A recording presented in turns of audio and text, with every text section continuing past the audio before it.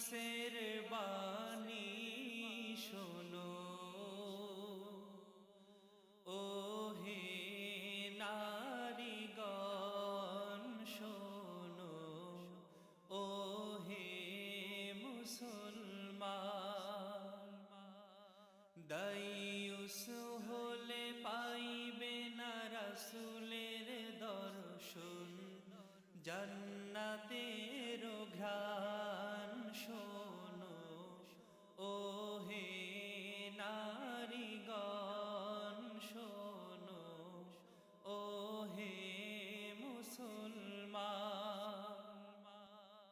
আজকার নারীদের কতই বাহানা,